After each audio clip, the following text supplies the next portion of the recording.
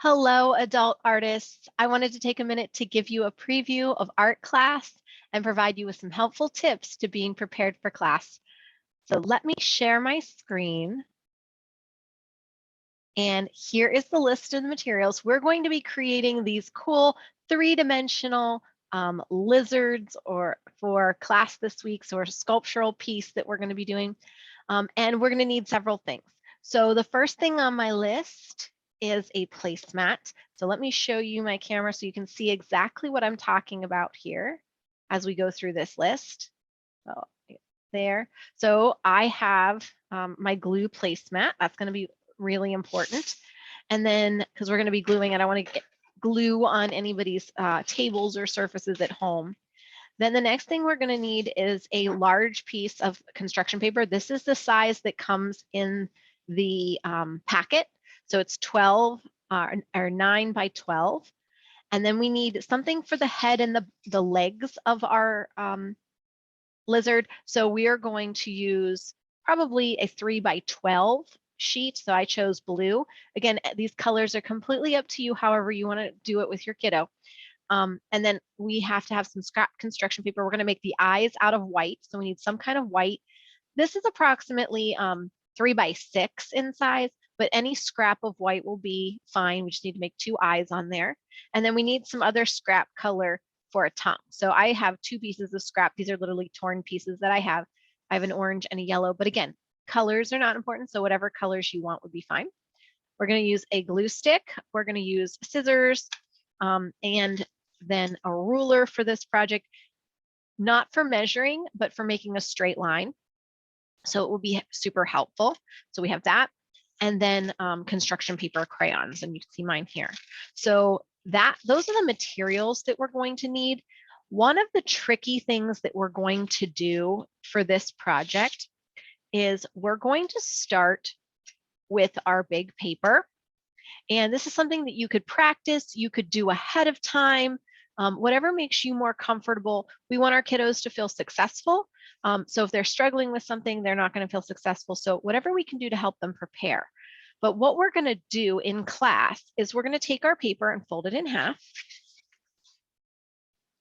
And then we're going to take our ruler, and on the side that is folded, we're going to start at the top and come down. Now, my ruler's not quite long enough at this diagonal. That's okay. And I'm going to use a construction paper crayon or a pencil or something. And I'm going to draw a line from that top corner to that bottom corner. Okay, and that's our guideline. And then all we're going to do is on that line, my finger's stuck in my scissors, I'm going to cut on that line. Okay, these become scrap. We can use those in another project some other time. This is going to be the body of our lizard. And what we're going to do is we're going to open this up.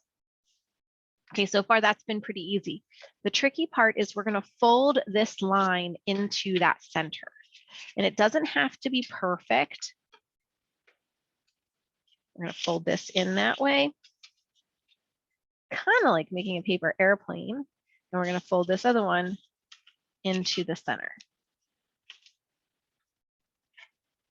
Okay, now, once we have that done, we're going to unfold them. And we're going to go back and fold to that middle. Okay, now in class, we're going to do all kinds of decorating to this. But the tricky part is the cutting. So what we're going to do is, it's only tricky because we don't want to cut beyond this folded line. So we're going to start on our creased edge and we're going to cut down to that fold and stop. And then come over and cut down to the fold and stop. And these can be as wide as you want, these little slits, or as narrow as you want. So they can be, if you want to spend lots of time cutting and practicing that skill, they can be tiny too. And so they can be irregular. So if some of them are wide and some of them are narrow, that's fine too. But we're going to cut all of like this fringe down the entire body of the lizard. And what that's going to do is when we're done, we'll be able to, imagine I'm done, open this up. We're going to glue here and put this on there. Okay, and then you'll see once that's done how if it was completely done, this would start to like curve and we get the shape of our three-dimensional lizard, and then we would put his head on and things up there. So just that folding and that cutting portion might be a little tricky. So I wanted to go over that ahead of time. Feel free to practice it or feel free to do it in class and then, you know, refine it after, whatever is going to make everybody have an enjoyable art class and feel successful. So that is our basic list for next week and some things that might help you out and be successful. So I just wanted to say thank you to our adult helpers for helping us get prepared for class. If you have any concerns or need any help, please reach out through email and I'll get back to you as soon as possible. I look forward to seeing all of my young artists prepared for art class here very soon. See you then.